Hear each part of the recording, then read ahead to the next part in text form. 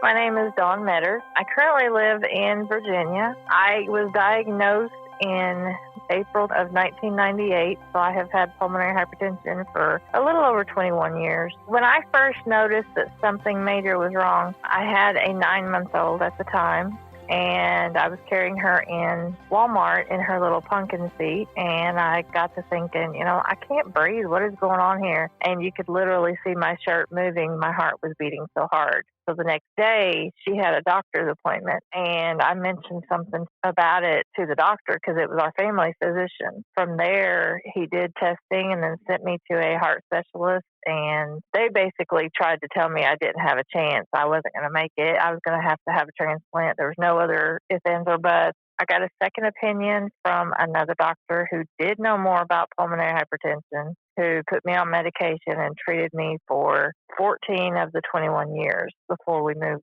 out here to Virginia. However, I honestly think I had it longer because I had spells where I would just pass out for no reason and they couldn't figure out what was going on or why I was doing it. Like during PE, there was one time we would do like little stations and do exercises at the stations and then run around the gym once or twice and then go to the next station. And my PE teacher looked at me and just screamed my name and told me to go outside because he said, "You're as white as a ghost." He said, "From looking at you, I can tell you can't breathe. So go outside and get some fresh air." After that, needless to say, I never ran anymore in PE as long as I had him as my teacher.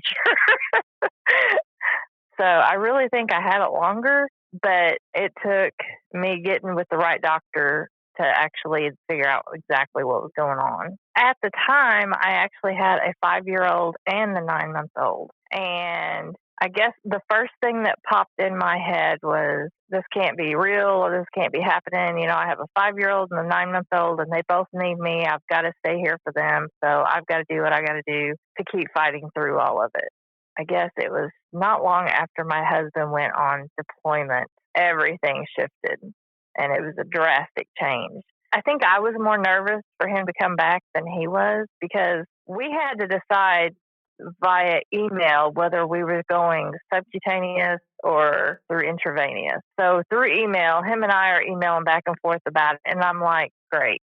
We've been together at that time 3.5 years. And I just thought, this is going to freak him out. He's going to come home and I'm going to have this tube hanging in my stomach or out of my chest and the oxygen in my nose. And how is he going to react?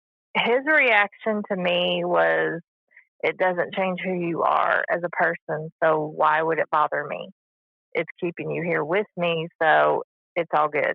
After my diagnosis, about a year and a half, 2 years later, my husband honestly just could not handle the medical issues. And I was hearing, why do you have to go all the way to St. Louis? Because at the time I lived in Southern Illinois. So it was a 2.5-hour trip to my doctor. Why do you have to go all the way there? You should be able to find somebody around here that can take care of you, which we all know with PH, the good doctors are few and far between. So I guess that kind of started leading to the downfall of the marriage. And we ended up divorcing. And I met another man. He swore to me that it wasn't an issue to him. And after about 8 or 9 years, I started seeing that it was an issue to him because I was having more problems. He just emotionally could not be there for me. So that marriage fell apart. So I was very, very hesitant when someone told me, "Oh, you need to meet this guy." I'm like, no. I'm done.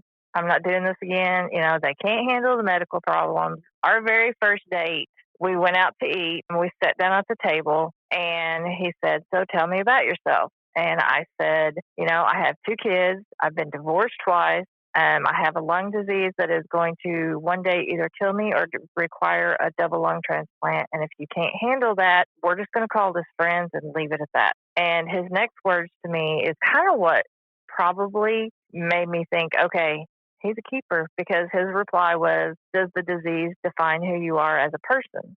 Well, no. He said, "Then why would it be a problem?" I said, "Well, it was for the other 2." And he said, "I'm not like the other 2.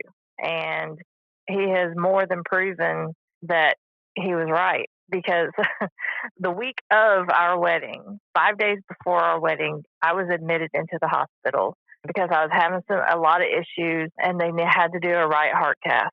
during the right heart cath, they had to give me more anesthesia than they normally do. And when I came out, I'm laying there sicker than all get out because the anesthesia usually never ever bothered me. But because they had to give me so much more, I was very sick. So here he is holding my hair back with one hand and the bucket with the other hand. And I looked at him and I said, if this ain't going to make you run, I think we're good. He didn't have kids when we got together. And that was one of my concerns because I told him, I said, I can't have kids and you don't have kids. And I know you want kids. And that is how the adoption kind of came about. We started talking about it. We got married in August of 2011. And at the very end of November of 2011, we had sat and prayed and thought and, tried to figure out how in the world we were going to be able to do this adoption because adoption agencies is 30 to 40,000. I don't know how people can even adopt spending that kind of money. A friend of ours sent me a text message out of the blue the very end of November. We were out of town. He had an awards banquet or something with the Navy that we were out of town for. And I look at this text message and I'm looking at him and he's like, what? And I said, one of our friends is asking me if we're still wanting to adopt a child. I sent her back and I said, well, yeah, if we can ever figure out how we can afford it. And she said, the girl that's been living here at my house with my daughter, who is pregnant, they have decided to put the baby up for adoption. Would you be interested? We were like, yeah, we'll be back tomorrow. We'd love to meet with them tomorrow and talk and, then meet us and decide whether they want us to adopt the baby or not. So the next day we met with them and we talked for quite a long time. And on the following day, I spoke with a lawyer and we got all the paperwork started. We found out the very end of November and she was due December 28th. So everything was going to have to move really quick. She ended up being born January 5th. So in less than a month and a half, we went from not ever thinking we were ever going to get a child to having a newborn baby that we watched at the delivery. As soon as she was born, we are the ones they handed her to. And she actually has a birthmark that is in the exact same spot as my husband's. She's got my husband's color hair, my husband's color eyes, and acts and looks just like both of us. So it's kind of unique how our story comes about. There's lots of people that question us and ask us about it all the time. How did you think you were going to be able to handle a newborn with all your health issues? And my response was, if God gave us this baby to take care of, he's going to keep me around to let me take care of it. And so far, he did it with the first two, so I think he's going to do it with this one too. He treated my kids like they were his from day one. When he and I got together, the oldest was 17, and my daughter, the one that was 9 months old when I was diagnosed, she was 13 and a half at the time when we met. So they were kind of pretty much grown, and everybody's like, you guys are going to start all over with a baby? Yeah, why not? This is what we want. And there were a lot of people that had doubts and worries and concerns, and I totally understand. I had been divorced twice. I had this lung disease. We never knew what was going to happen next, but we've been together 9 years. To see us together, we're not one of those couples that you can tell have been married for a long time. We're that couple that 10, 15, 20 years down the road, you still think we're newlyweds and get along.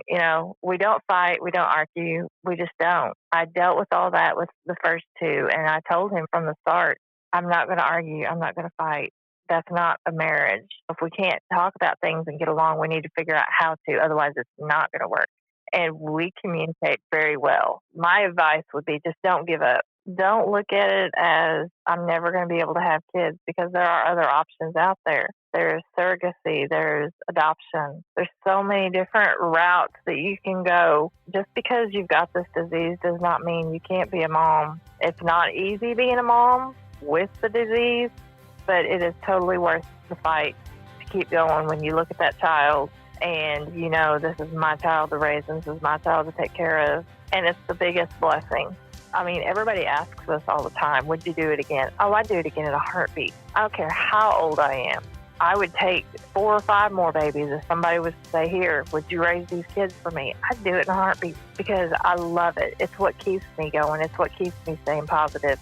And it's what keeps me knowing that no matter how many road bumps that I hit with this disease, it's okay because I've got these babies at home to take care of, and I've got to get back home to them. And if anybody ever has questions or doubts, I'd be more than happy to talk to any of them. My name is Dawn Meador, and I'm aware that I'm rare.